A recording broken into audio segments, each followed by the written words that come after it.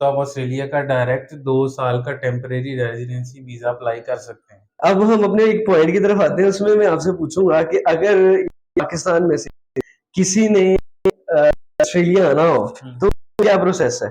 Simple simple process, कोई मतलब वो एजेंट्स वाला नहीं कि अपना पड़ रहा है, पैसे देने पड़ रहे हैं। आपके व्यू हमारे व्यूअर्स हैं उनको एक फ्री ऑफ कॉस्ट एडवाइस देता हूँ।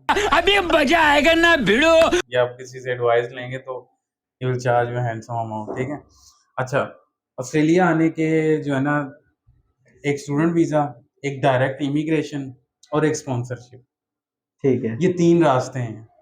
आज जो है ना, हम सबसे पहले स्टूडेंट वीज़ा पे करेंगे, जो कि हमारे कंट्री में ज़्यादातर लोग एलिजिबल होते हैं। ठीक है।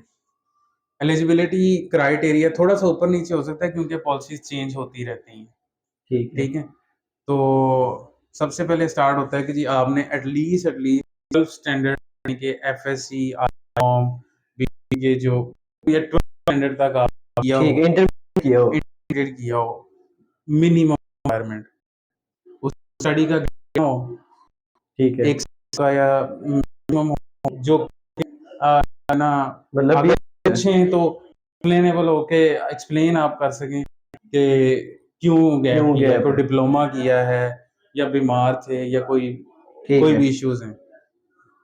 तो उसके बाद जो है आपके पास आइट्स या पीटी पाकिस्तान में आ गया, पीटीई पीटी इसका नहीं, मुझे मुझे नहीं आइडिया। पियर्सन टेस्टिंग सिस्टम या कुछ एजुकेशन नहीं, ऐसे ऐसा ही। नहीं है मेरे हिसाब से। अच्छा, जो मैं रिकमेंड करूंगा ना, और जो मैं अपने जो कुछ मेरे थ्रू करवाते हैं काम, उनको मैं पीटीई रिकमेंड करता हूँ। इस्लामाबाद में, लाहौर में हो जाता है, ठीक है ना। तो वो जो है आइट से आसान है, ठीक है। एडवांस भी है, आसान भी है। ठीक है। उसमें बैंड आप इजीली गेन कर लेते हैं, सही है। ठीक है। आइट्स थोड़ा सा कंपैरेटिवली मुश्किल है, लेकिन वो भी इतना नहीं है। जिसने 12 स्टैंडर्ड तक अच्छी तरह स्टडी की है वो कर लेता है। ठीक है। अब बेसिकली जो है ना, वीज़ा वो यूनिवर्सिटीज़ के हाथ में आ गया होगा काफ़ी हद तक, यानी कि यूनिवर्सिटी आपको एक किस्म का स्पॉन्सर कर रही होती है। पहले सिस्टम और था, वो मैं डिस्कस नहीं करूँगा ठीक क्योंकि है। उसका कोई फ़ायदा नहीं है।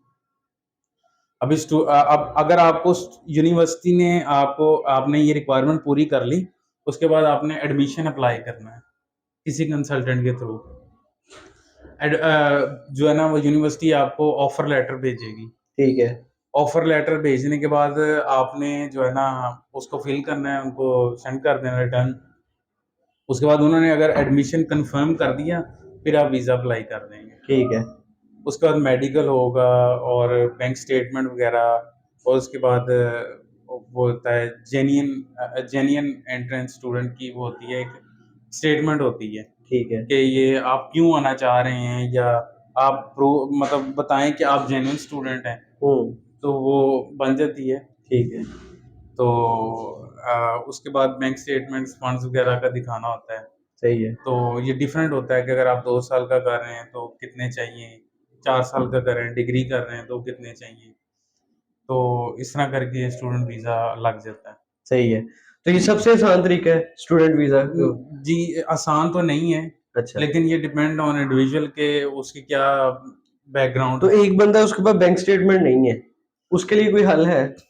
देखिए, पाकिस्तान में पाकिस्तान से अप्लाई करें तो उसके हल हैं, तो वो मैं इधर नहीं अच्छा, डिस्कस कर यहाँ रिवील सकता। नहीं आप कर सकते, हाँ लेकिन आप अगर वैसे आपसे कोई कंसल्ट करना चाहे तो आप उसको बता सकते हैं, हाँ जी, उसे अपनी हाँ आप कोई जी, फीस वगैरह भी चार्ज हाँ करेंगे इस जी, चीज़ की?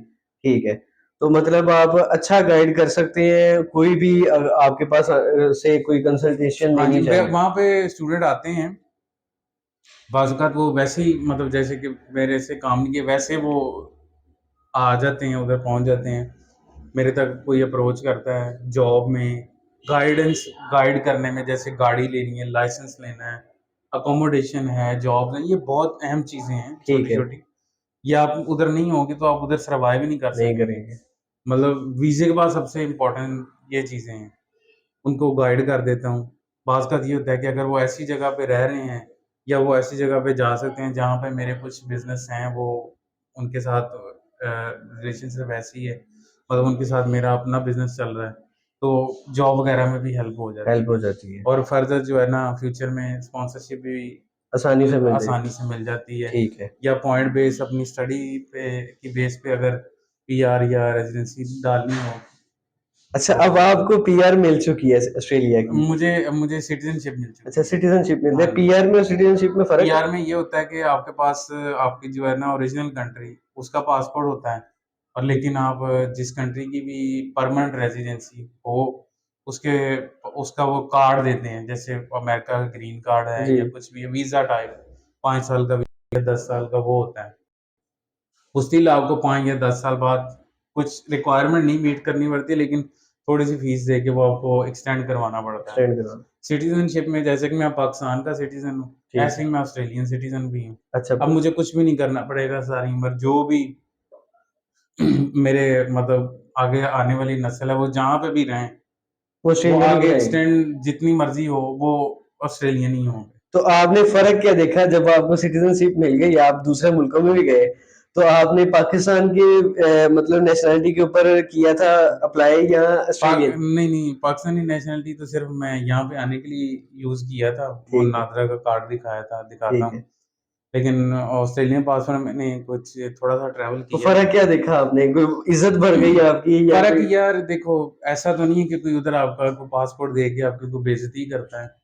लेकिन ये है कि एटलीस्ट क्वेश्चनिंग नहीं होती, अच्छा, ठीक है? जैसे कि मैं यूरोप गया हूँ, यूके गया हूँ, ठीक है?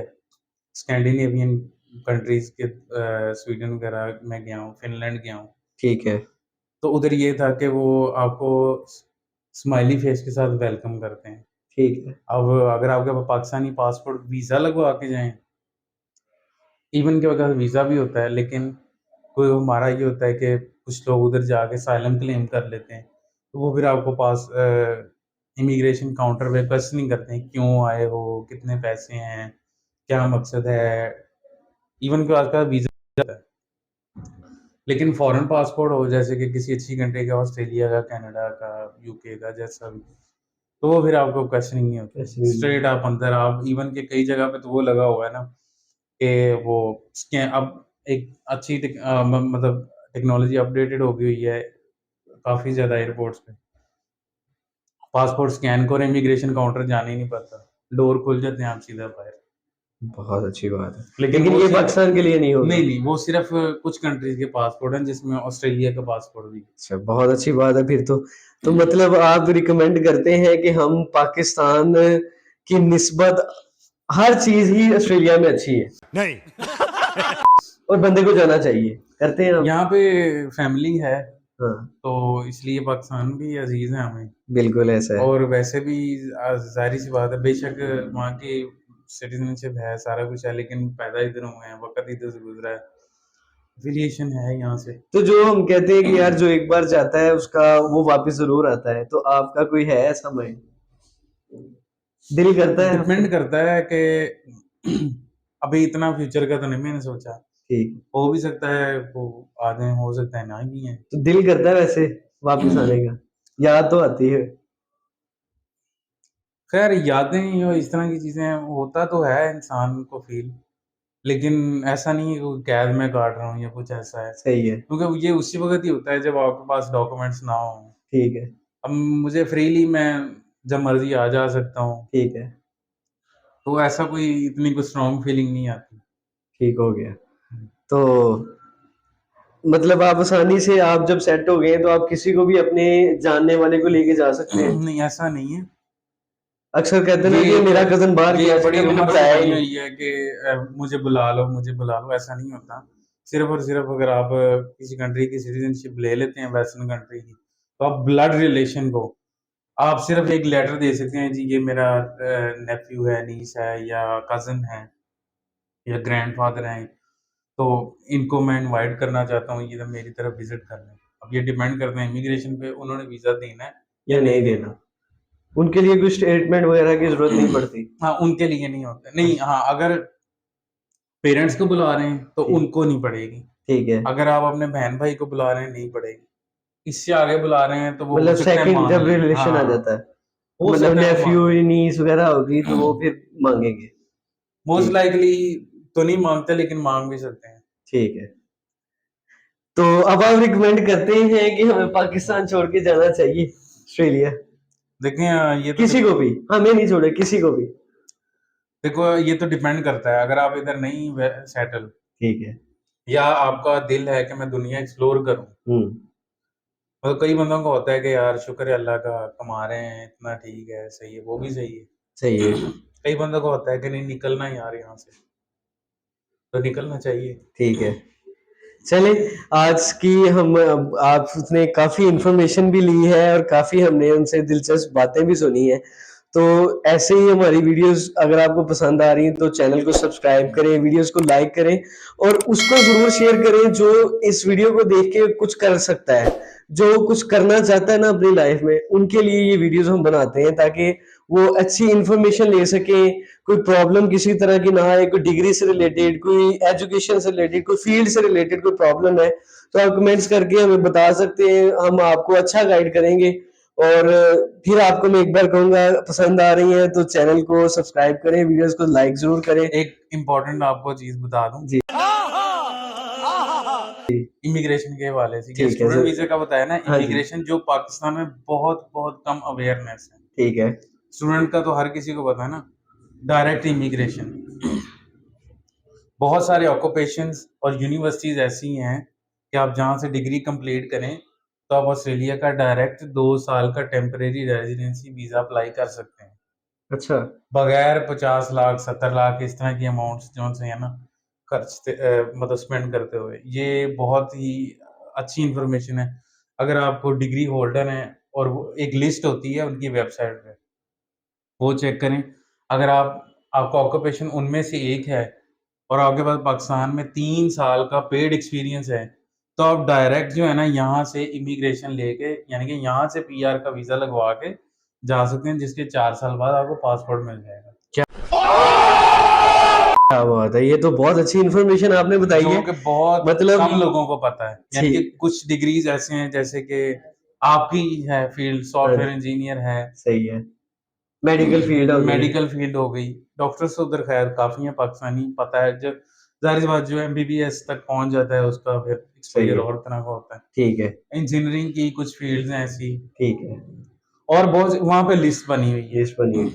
चलिए फिर इसका मतलब कि गाइडेंस के लिए अब हम आ सकते हैं, हमारे पास भी आ सकते हैं। इवन के ट्रेड कोर्सेज हैं। अगर आपने यहाँ, अगर आप फॉर एग्जांपल, एक बहुत ही आपको मैं एग्जांपल देने लगूं, अगर आप मोटर मैकेनिक हो, गाड़ियों के मैकेनिक हो, ठीक है। और आपने ये पॉलिटेक्निक इधर वो होते हैं ना हाँ जी, इंस्टीट्यूट वगैरह, इंस्टीट्यूट। वहां से वो डिप्लोमा किया हुआ है, प्लम्बर हो, सही कुछ है। भी ऐसा कोई डिप्लोमा किया हुआ है, आप इंग्लिश का टेस्ट पास कर सकते हो और आपके पास 3 से 5 साल का एक्सपीरियंस है, कंपनी रजिस्टर्ड कराई है कि फलानी प्लम्बिंग या मैकेनिकल या ऐसे, तो आप फिर भी ले सकते हो। क्या ये बात। ट्रेड कोर्सेज जो यहाँ पे हम जिन जिन लोगों से नफरत करते हैं, जिन काम जिनके करते साथ हैं, हम जब बैठना आते नहीं हैं, बैठते। अगर आप वो ऑक्यूपेशन कर रहे हो, यहाँ पे टैक्स दे रहे हो, आपकी कोई कंपनी रजिस्टर है, तो 3 साल से ज्यादा एक्सपीरियंस है, तो आप इंग्लिश का टेस्ट पास कर सकते हो, तो आप वहाँ पे रेजिडेंसी लेके वहाँ पे अच्छा काम कर सकते हो। Very nice.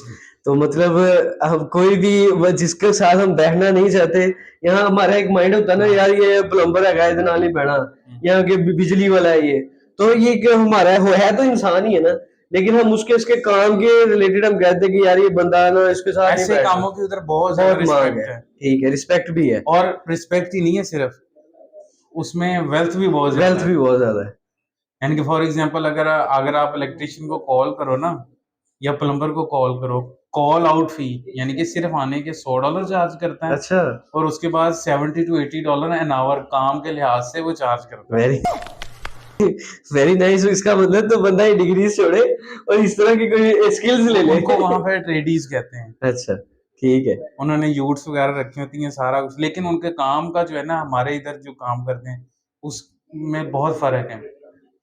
हमारे इधर प्लम्बर्स वगैरह बुलाओ या इलेक्ट्रिशियन बुलाओ, चाय पिएगा, गप्पे लगाएगा 10-12, उसके बाद वो घर में देखेगा कि कितने लोग रह रहे हैं, कितने मर्द हैं, कितनी औरतें औरतें हैं, हैं। ठीक है। फिर वो कहेगा 4 कैप्सूल है, हाँ, दो गोलियां आ जाओ। हाँ, तो ऐसा नहीं, उधर काम करने आते हैं। फॉर एग्जाम्पल, अगर आपने इधर बोर्ड लगवाना है तो लगाएंगे, नीचे जो भी गंद पड़ेगा उसे साफ करके जाएंगे। मतलब गंद नहीं मार के जाएंगे। जो गंद वो डालेंगे ना वो साफ करके जाएंगे। मजा आया। सही और है। वो आपकी शक्ल की तरफ भी नहीं देखेंगे, वो सिर्फ अपना काम, पानी भी पिलाने की कोशिश करेंगे तो उनके पास अपना पानी का पैट होगा, पानी भी नहीं क्या पिएंगे। बात है, ये तो ये हुई ना बात। फिर यहाँ तो बंदा कहता है जी मिस्त्री आ गया, चौधरी आ गया, अजी ये चाय मंगा लो। नहीं चाहे वह को उधर या किसी से चीजें मांगने का या लेने को टाइम। सही है। चले, बहुत सी इंफॉर्मेशन मिल गई है, बहुत मजा भी आया आपके साथ बात करके जैन भाई। और मजीद इंफॉर्मेशन अगर हमें जरूरत पड़ी तो हम आपसे जरूर लेंगे और बातचीत करेंगे, क्योंकि बहुत अच्छा टॉपिक है। एक मजा आता है जब इस तरह की चीज बंदा सुनता है और बंदा फिर सोचता है कि यार काश के पाकिस्तान भी ऐसा होता। तो हम उम्मीद करते हैं कि पाकिस्तान भी ऐसा हो इन फ्यूचर, हमारी दुआएं हैं। तो अगर वीडियोस पसंद आ रही है तो चैनल सब्सक्राइब कीजिएगा। Thank you so much.